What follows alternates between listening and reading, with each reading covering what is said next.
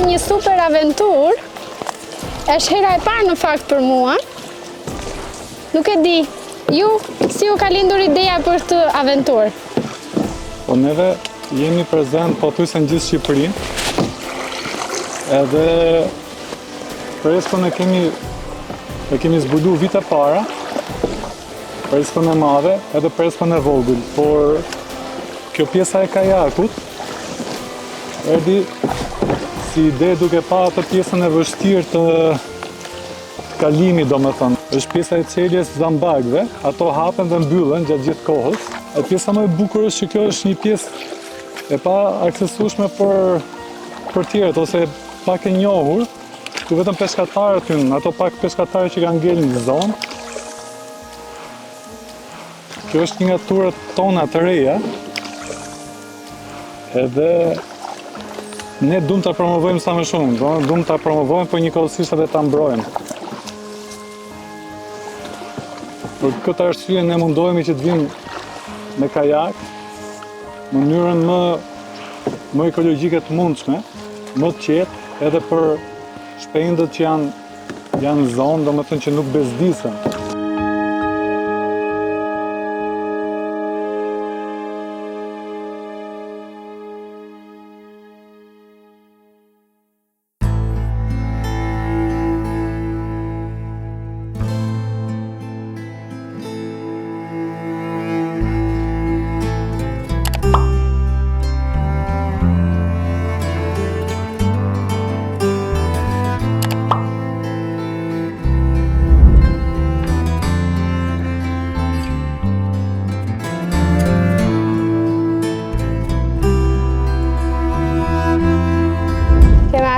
Në zemër të liçenit të Prespës së vogël. Një aventurë që është hera e parë që unë e provoj, me thënë drejtën. Ishte pak frikë me idenë që ku do na çoja ai shtegu, me zambagëve dhe një pamje që nuk e di, nuk kam fjalë. Po ato aty çfarë janë? Ato janë kormoranët. Ato ushqen me peshq, edhe me butak. Rinë ashtu për arsye që thajnë krahët, mbasi janë zhyt në ujë. Edhe dalin edhe hapin krahët edhe drejtohen nga dielli që të thahen. Gjendet vetëm në Prespë të vogël apo? Jo, gjendet në gjithë Shqipërinë, në gjithë Ballkanin. Janë zogj peshkatarë, domethënë zogj që çdo vend që ku ka ujë, ato janë të pranishëm, janë dhe në det, janë dhe në liçene, janë gjithandej, edhe në lume, në gjujnë.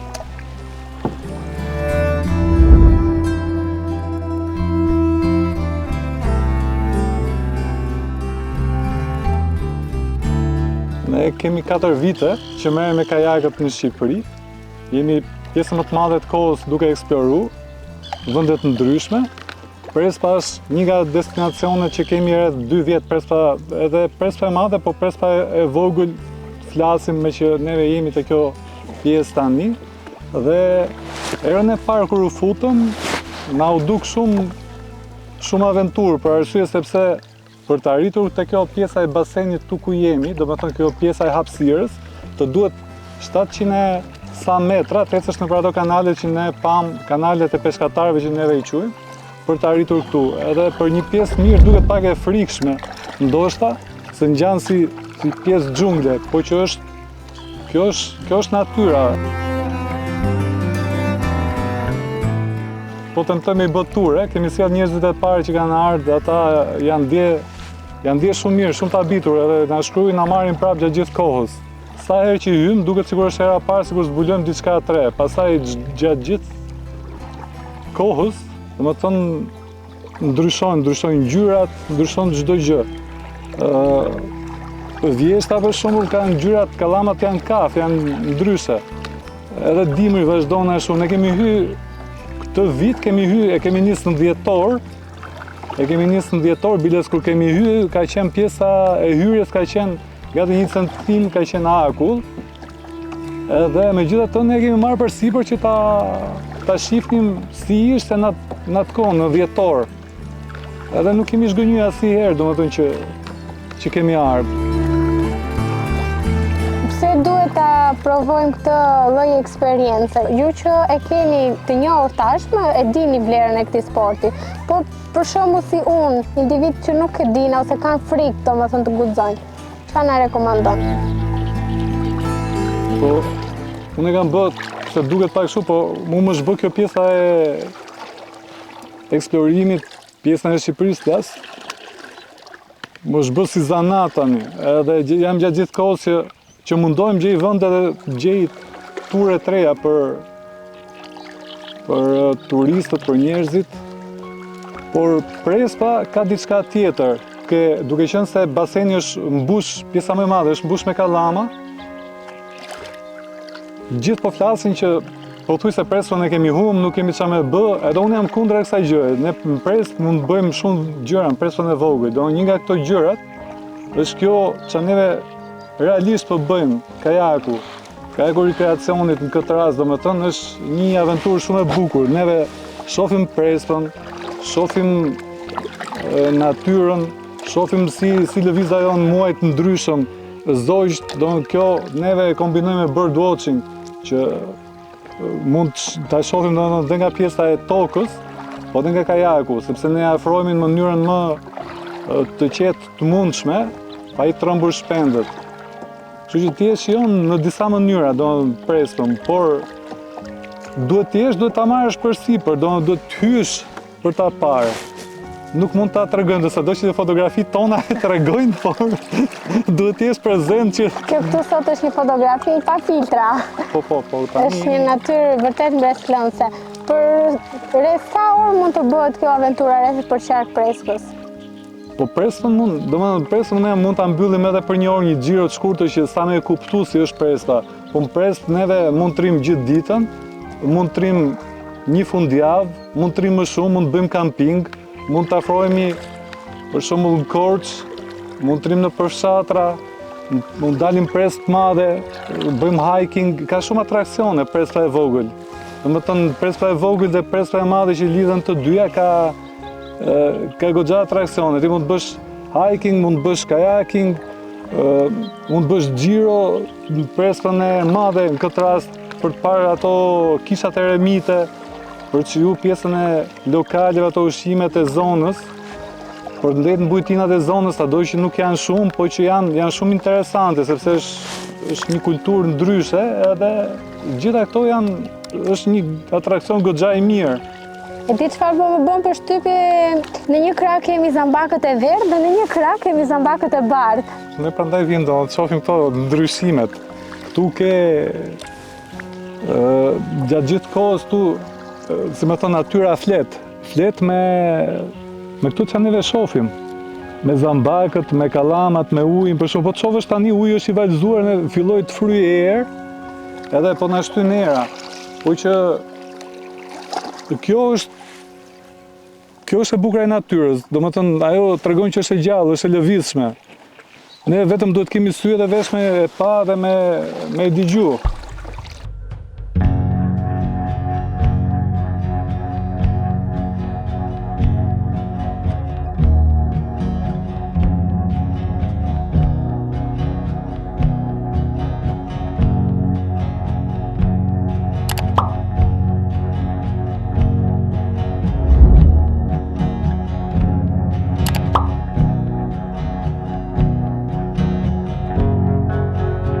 Nëse do vim për një fundjavë në Prespën e vogël, Prespa e vogël, atraksionet që ka janë këto shtigje që janë për hiking, është kalaja Trajanit që është sipër, janë gurët e Spiles, është shpella e trenit.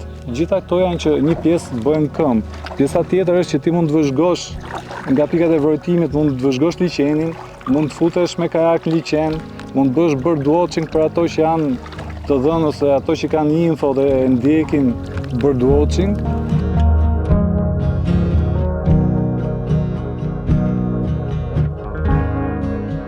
Dikur këtu u gjunte goxha peshk, edhe fshati është fshat peshkatarësh, kështu që normalisht ka ngel dhe varkat që u përdoren shumë pak tani, po që mendoj që shumë shpejt nuk do t'i shohim më, edhe unë jam mundu dhe sa herë jam flas me banorët dhe me peshkatarët që t'i ruajnë do një, dy nga vargat ku e diun, ndoshta t'jenë muzeun e fshatit, sepse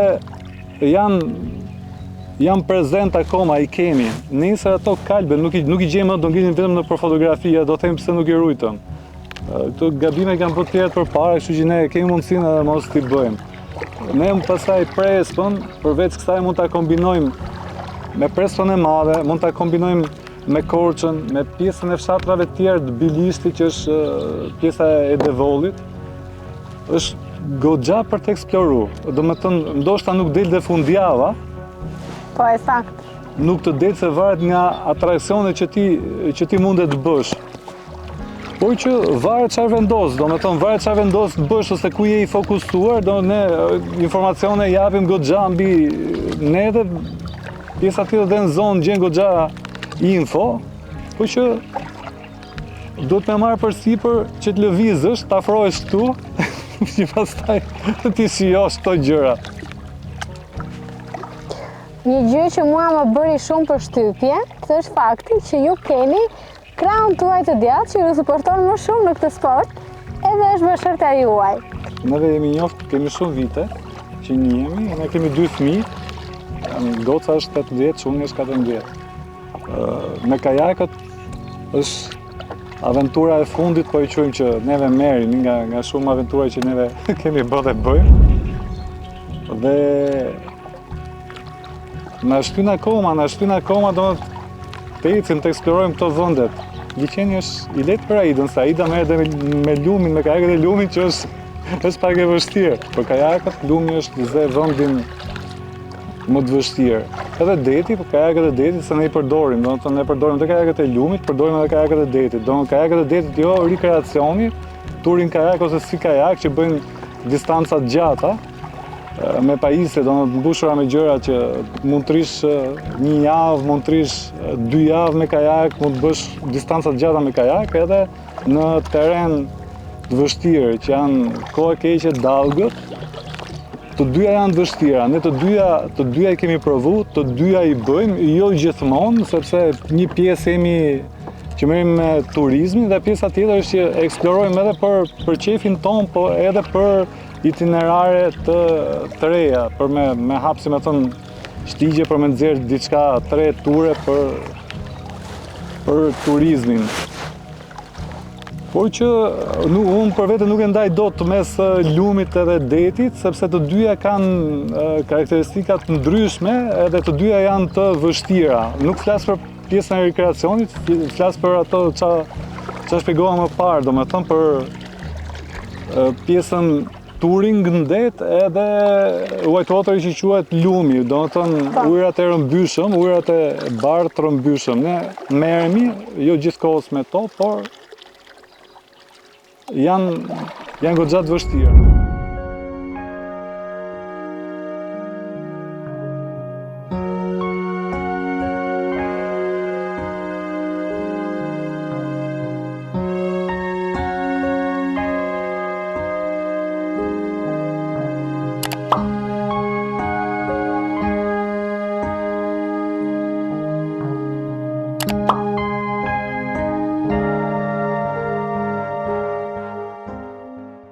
Ndesh kufiri, edhe diku 500 metra, 600 metra dalim në kufi, do më thënë është pjesa e fundit e liçenit që ndan Shqipërinë me Greqinë, sepse Prespa e vogël është një pjesë është e jona dhe një pjesë është e Greqisë.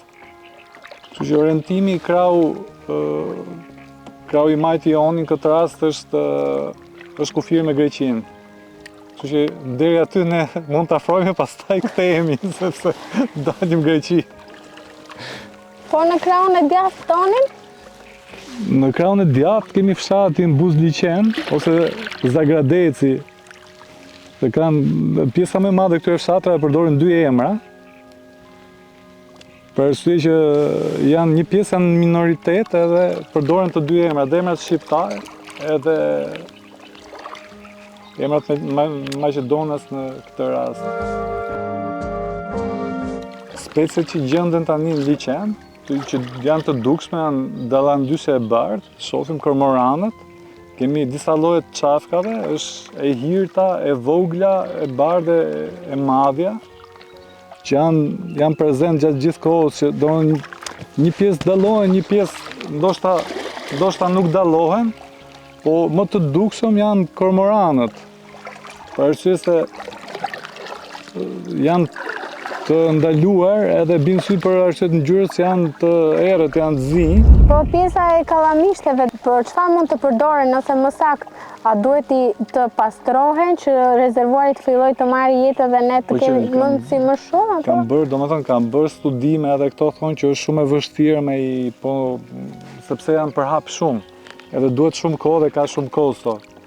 Po që normalisht, po të fillojnë, se ato dhe i përdoren, domethënë ato mund shiten, bëjnë këto tip rogozash, këto gjithë në këto lokale që i marrin jashtë, bëjnë kallama për pjesën e çative, për këto ornamentet ndryshme, ato përdoren, pjesa e gjeteve prapë është e përdorshme, bëjnë këto çadrat e plazheve, edhe me pjesën e poshtme dhe me pjesën e gjeteve sipër, kështu që të gjitha... Mund ta kthejmë dhe ato për biznes, banorët e zonës. Po patjetër, po të merresh mund ta kthesh për biznes, domethënë nuk ka gjë që se bën. Duhet të syt vërtet te mrekullia që ka ky liçen dhe ta promovojmë sa më shumë, është natyra jonë.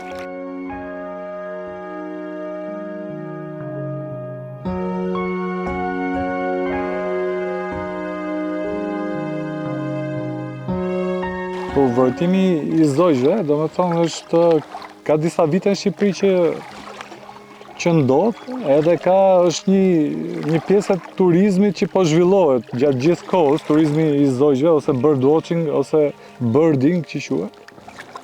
Gjatë kohëve të ndryshme të vitit, sipas lëvizjes zogjve, shtektimit ose pozicionimit tyre për pjesën e folezimit, edhe Prespa e Vogël gjithashtu është një vend kyç për këtë gjë, kështu që edhe vetëm nga kjo anë mundet të zhvillohet ose mund të ketë goxha interes për turizmin. Ne po mundohemi që të japim sa më shumë info për këtë gjë, duke bashkëpunuar domethënë dhe me ata që merren me ornitologët në këtë rast, për me tregu speciet që janë, që kemi një informacion sa më të mirë për birdwatching, domethënë dhe kohët kur duhet i vëzhgojmë dhe nuk duhet, sepse është edhe pjesa tjetër që ne duhet t'i mbrojmë, nuk duhet t'i bezdisim speciet. Kështu që sa më shumë info neve të marrim, aq më mirë është. Po që me pak fjalë, Prespa e Vogël është një vend që është goxha atraksion dhe për ata që merren me vëzhgimin e zogjve me birdwatching. Ka goxha interes. Një xhiro me kajak në Prespën e Vogël do t'ju tregoj aq shumë për natyrën që gjendet përreth saj. Unë në fillim e kisha me më dyshe dhe me frikë me thënë drejtën që atë shtigun që po kalonim edhe rrezikun që mund të na vinte, por më besoni që është një aventurë e paparë. Unë mendoj që duhet të vinë edhe ta provojnë, ta shijojnë vetë pjesën e Prespës Vogël, edhe sado që neve themi që është interesante edhe ta tregojmë me foto dhe video, përjetimi mendoj që është komplet ndryshe, ka emocionet e veta.